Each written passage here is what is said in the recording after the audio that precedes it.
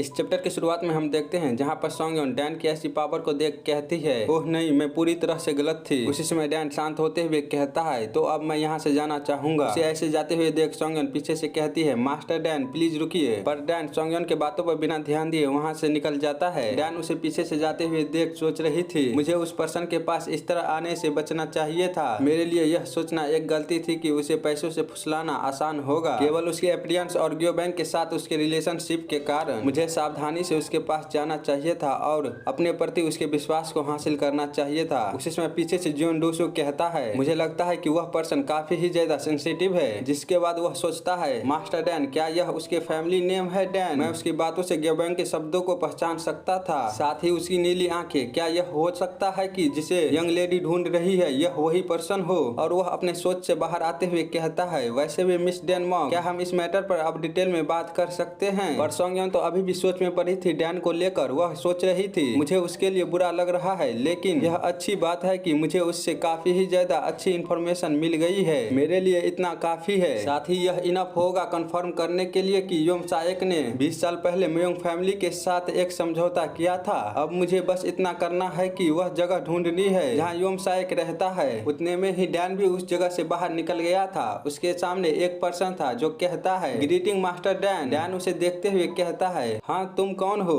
वह person Dan को बताते हुए कहता है, मैं ग्योबैंग का लेवल 1 का डिसेबल सोहो हूँ। पैट्रिया झांग ने मुझे ऑर्डर दिया है कि मैं आपको उनके पास ले जाऊँ। इसके बाद आउटसाइड ताइवान में ओजो माउंटेन को देखते हैं जहाँ कोई माउंटेन के ऊपर चढ़ रहा था, जिसे देख कोई कहता है, यह पर्सन कांगवाई आखिरकार कितनी दूर तक जाएगा? अन्य लोग ताइवान के अंदर योम साएक की तलाश कर रहे हैं, लेकिन हम यहाँ क्या कर रहे हैं? इसने मेरे नाक में दम कर रखा है। आखिरकार हमें इन पहाड़ियों में दुनिया से ज्यादा क्या मिल सकती है? उसकी बातों को सुन दूसरा पर्सन कहता है, अब बड़बड़ाना बंद करो, हमें केवल आदेशों का पालन करने की आवश्यकता है। इससे क्या फर्क पड़ता है कि कांगवाई कितनी दूर तक जाता है? हमें बस अपनी आंखों को पूरी तरह से खोलकर उस पर अपनी नजरों को गड़ाए रखना है। उसी समय उसे कुछ होने लगता है तो वह कहता है, नहीं, यह समय ठीक नहीं है, यह दोबारा हो रहा है। दूसरा पर्सन उसकी बातों को सुनते हुए कहता है, हाँ तुम्हें क्या हुआ? और वह पीछे की ओर भागते हुए कहता है, जरा रुको, मेरे पेट में दर्द हो रहा है। जिसे सुन वह पर्सन कहता है, क्या यह 2 नंबर है? और वह आगे की ओर देखते हुए कहता है, उस कमीने को अभी जाना था। लेकिन जब उसकी नजर आगे की ओर पड़ता है तो वहाँ अंडरवर्ल्ड डेविल शॉट को ना पाकर वह कहता है, कांगवाई कहाँ गया? इसके बाद वह घबराते हुए अपने सर को पकड़ने के बाद इधर उधर घूरते हुए कहता है, यह सब उस कमीने बास्टर्ड के कारण हुआ है। अब हमें पैट्रिया झांग के द्वारा बातें सुननी पड़ेगी। आखिरकार अब मैं कहाँ जाऊंगा कांगवाई को खोजने के लिए? वो ये सब सोच ही रहा था कि तभी उसके पीछे किसी के पैरों को आते हुए हम देख पाते हैं। वह उस चीज को महसूस कर पीछे की ओर मुड़ते हुए कहता है, अब तुम्हें क्या हुआ? हम एक बड़ी मुसीबत में पड़ गए हैं। हमारी नजरों से कांगवाई कहीं गायब हो गया है। इतना वह बोल पाता ही है कि उसे महसूस होता है वह उसका फ्रेंड नहीं, वहाँ तो खुद अंडरवर्ल्ड डेविल शॉट आ गया था। डेविल शॉट हंसते हुए कहता है, ऐसा लगता है कि तुम मुझे ढूंढ रहे हो। क्या तुम मेरा पीछा कर रहे हो,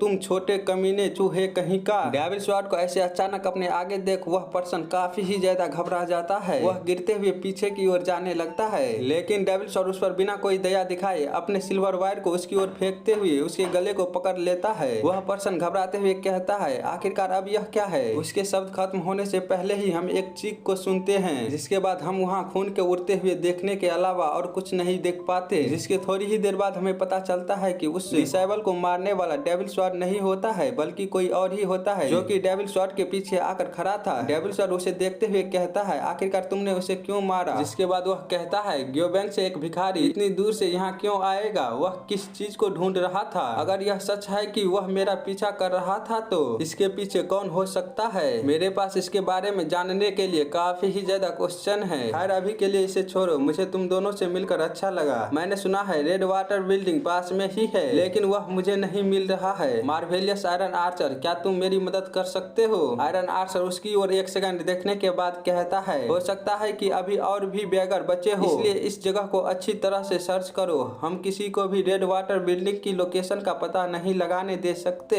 व्हाइट हुडी वाला बंदा भी कहता है, ठीक है मैं समझ गया। और वह आगे जाते हुए डेविल शॉट से कहता है, तुम मेरे पीछे आओ। डेविल शॉट उसके पीछे जाते हुए कहता है, आपके इस मदद के लिए मैं आपका आभारी रहूंगा। जबकि फर्स्ट डिसेबल को देखते हैं जो कि अपने सांसों तक को बंद करके वहीं छुपा हुआ था और साथ ही काफी ही ज्यादा घबरा गया था। वह अपने मुंह को बंद किए रोते हुए कहता है, मैं तुम्हारी मौत का बदला जरूर लूंगा। डेविल शॉट और आयरन आर्चर को वापस देखते हैं, जहाँ पर डेविल शॉट जाते हुए कह रहा था, यह ऐसी जगह पर है, कोई आश्चर्य नहीं है कि यह मुझे नहीं मिला, यह तो नीचे से पूरी तरह से इनविंसिबल है। जिसके बाद black merchant Taiwan branch office के रेड वाटर बिल्डिंग को देखते हैं, जहाँ पर योमसाइक कह रहा था, तो यही वह प्रोडक्ट है जिन्हें हमें 5 ड्रैगन लीग को हैंड ओवर करना है। उसके पास वाला बंदा कहता है, हाँ बिल्कुल, आपके ऑर्डर के हिसाब से हमने उनके बेसिक को परफेक्टली फॉर्म किया है, साथ ही उन सभी के ब्रेन वॉशिंग भी हो चुकी है। वे किसी भी ऑर्डर को पूरा करने के लिए एकदम सही है। अगर हम इसे करते हैं तो वे कई वर्षों तक मार्शल आर्ट की ट्रेनिंग करते रहेंगे, जिसके कारण वे सभी काफी ही ज्यादा अच्छी फोर्स बन सकती है। योमसाइक उसकी बातों को सुनने के बाद कहता है, यह बुरा नहीं है, लेकिन अभी भी कुछ छूट रहा है। अननोन पर्सन दोबारा कहता है, हमने सारे प्रोडक्टों को मार्शल आर्ट की सूटेबल बॉडी में ट्रांसफॉर्म कर दिया है, साथ ही उसकी ऑप्टिमल कंडीशन भी काफी ही ज्यादा अच्छी है, और यह डिपेंड करती है उसकी यूटिलाइजेशन पर, जो कि वह सभी ऐसी पावर बनने में पूरी तरह से सक्षम है जो कि वेपन को भी चला सकता है या फिर एक सीक्रेट फोर्स बन सकता है। वे हर 20 साल में रेड वाटर बिल्डिंग द्वारा बनाए गए सबसे अच्छे प्रोडक्टों में से एक है। योमसाइक कहता है, नहीं, मैं इसके बारे में बात नहीं कर रहा हूँ, वे काफी उपयोगी है, लेकिन मुझे उनमें से कोई भी टॉप क्वालिटी के नहीं दिख रहा है। 20 साल पहले बिल्कुल उस छोटी लड़की की तरह, अगर केवल मैंने उसे रास्ते में नहीं खोया होता, तो अगर उसने ठीक से मार्शल आर्ट का ट्रेनिंग किया होता तो शायद वह अब तक का एक असाधारण एबिलिटी को प्राप्त कर ली होती। उसे उस जगह से क्यों भागना पड़ा? तभी वहाँ डेविल शॉट आते हुए कहता है, क्या यही वे लोग हैं जिसके बारे में आप बात कर रहे थे? योमसाइक कहता है, अंडरवर्ल्ड डेविल शॉट, क्या तुम्हें यहाँ खींच लाया है? क्या आपको ग्रेट हेवनली मर्चेंट ग्रुप में नहीं जाना चाहिए था? डेविल शॉट जवाब देते हुए कहता है, इससे पहले कि मैं ग्रेट हेवनली मर्चेंट ग्रुप को डिस्ट्रॉय कर दूं, मुझे आपकी मदद की आवश्यकता है। मार्वेलियस आयरन आर्चर उसकी ओर देखते हुए कहता है, तुम्हारे बोलने का क्या मतलब है? क्या तुम गियोबैंग के बैगर के बारे में बात कर रहे हो? योमसाइक आयरन आर्चर की बातों को सुनने के बाद कहता है, क्या गियोबैंग का एक बैगर? तुम्हारा क्या मतलब है? क्या ऐसा हो सकता है कि तुम्हारा पीछा किया जा रहा था? जिसे सुन डेविल शॉट अपने चौर में वहाँ बैठते हुए कहता है, यह सच है कि वह यहाँ मेरा पीछा कर रहा था, लेकिन वह अकेला था और किसने सोचा होगा कि इस ओजो माउंटेन में एक मैनर होगा। इससे भी बढ़कर तुम्हारे सब ऑर्डिनेट ने उनकी अच्छी देखभाल की है, और मैंने सुना है कि उनके साथी का कोई भी पता नहीं है। उसी समय आयरन आर्चर भी कहता है, यह सच कह रहा है, मुझे भी उसके साथी का कोई भी नामो निशान नहीं मिला है। डेविल शॉट कहता है, देखा, मैंने कहा था ना, यह कोई बड़ी प्रॉब्लम नहीं है। वहीं योमसाइक सोच रहा था, क्या एक भिखारी, क्या यह हो सकता है कि गियोबैंग को कुछ संदेह हुआ हो? जिसके बाद वह उन दोनों से कहता है, शायद यह हमारे लिए इस जगह से रेड वाटर बिल्डिंग को रिमूव करने का समय है। उसकी ऐसी बातों को सुन डेविल शॉट के साथ मार्वेलियस आयरन आर्चर भी हैरान होते हुए कहता है, क्या?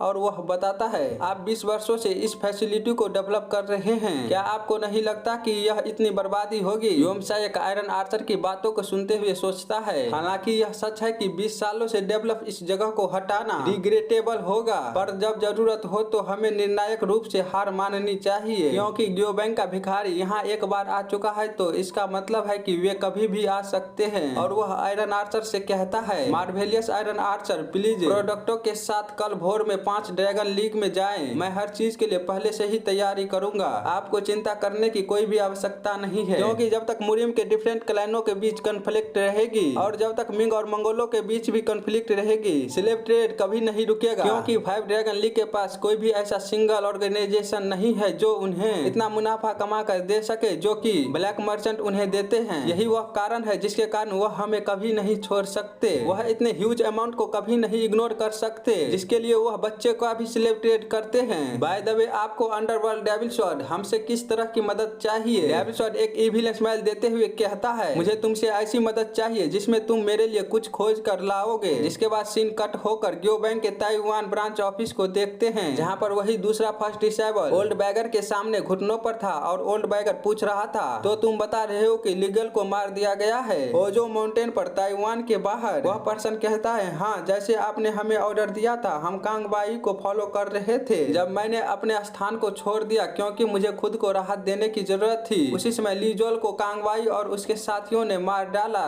जिसे सुन ओल्ड बैगर कहता है, अरे बाप रे। वह पर्सन काफी ही ज्यादा रोते हुए कहता है, प्लीज मुझे पनिश करे, मैं कुछ नहीं कर सका और बस डर से कांपता रहा जब मेरे सबसे करीबी दोस्त को मार दिया गया। लीगल के डेथ को रोकने में असमर्थ होने के लिए प्लीज मुझे पनिश करे। उसी समय डैन कहता है, अंत में गड़बड़ी को नहीं रोका जा सका, इसीलिए तुम खुद को दोष देना बंद करो। ओल्ड बैगर भी कहता है, लीगल की मौत के लिए जिम्मेदार सिर्फ कांगवाई और उनके साथी हैं। जंग दो, इसमें तुम्हारी कोई भी फॉल्ट नहीं है, तुम अपने आप को दोषी मत ठहराओ। ब्रांच हेड कहता है, क्या तुमने कहा ओजो माउंटेन, इतने दूर दराज के इलाके में बिल्डिंग? मुझे यकीन है कि यह योम सायक से रिलेटेड हो सकता है। इससे पहले कि वह कमीना अपना निशान छिपाए, हमें हमला करना होगा। हमने उन्हें भेज दिया है जो सर्च में अच्छे हैं और वो पूरे ओजो माउंटेन को सर्च कर रहे हैं। हम जल्द ही उनसे न्यूज सुनेंगे। गोल्डबैगर कहता है, यदि उसका बिल्डिंग ओजो माउंटेन पर है तो कोई आश्चर्य नहीं है कि हम इससे पहले नहीं खोज पाए उन सभी को। किसने सोचा होगा कि वह हरामखोर इतने दूर दराज के इलाके में होगा। मैंने सुना है कि योम सायक चाइल्ड ट्रैफिकिंग में शामिल है, शायद यह उससे रिलेटेड हो सकता है। आखिर वह सभी क्या प्लान कर रहे हैं? उसी समय एक पर्सन भागते हुए कह रहा था, पेट्रिया, हमारे पास सर्च ग्रुप का लेटर आया है। उन सभी का कहना है कि हमें उस जगह का पता चल गया है जहाँ पर योम सायक अभी है। चलिए हम सभी साथ चलकर अंकल लीजुअल के अनफेयर डेथ का बदला ले। गोल्डबैगर भी अपनी जगह से खड़ा होते हुए कहता है, हम इस मामले को खत्म नहीं होने दे सकते क्योंकि ग्योबैंग के डिसेबलों में से एक की डेथ हो गई है। ब्रांच ऑफिस हेड जंग, मैं चाहता हूं कि आप यहां रहे और अनएक्सपेक्टेड सिचुएशन के लिए तैयारी करो। विशेष रूप से अपनी निगाहें ग्रेट हेवनली मर्चेंट ग्रुप पर रखो क्योंकि मुझे बेचैनी हो रही है। मुझे लगता है कि कुछ होने वाला है। हेड गोल्डबैगर की बात को सुनने के बाद कहता है, मैं इसे अपने दिमाग में रखूंगा। गोल्डबैगर चिल्लाते हुए कहता है, मैं समझता हूँ कि लीजुअल के अनफेयर डेथ के कारण आप सभी गुस्सा है, लेकिन यह सब इसलिए हुआ क्योंकि वह मेरे ऑर्डर को फॉलो करना चाहता था, जिसके कारण मैं भी उसके मौत के लिए जिम्मेदार और गुस्सा महसूस करता हूँ। बेशक मैं समझता हूँ कि आप सभी कांगवाई की गर्दन मरोड़ना चाहते हैं, लेकिन वह गांगो में एक हत्यारे के रूप में प्रसिद्ध है। इसलिए ऐसे डिसेबलों को भेजना जिन्होंने अभी तक मार्शल आर्ट में महारत हासिल नहीं की है, केवल अननेसेसरी कैजुअलिटी को बढ़ाएगा। इस बार हम केवल लेवल 2 वाले डिसेबलों को ही सर्चिंग पर भेजेंगे। इस फाइट के जरिए लीजुअल के अनफेयर डेथ का हम शोक मनाएंगे। हम देख पाते हैं वहाँ के सारे डिसेबल गोल्डबैगर के साथ चिल्लाते हुए कहता है, हम उसकी मौत का शोक मनाएंगे इस फाइट के जरिए।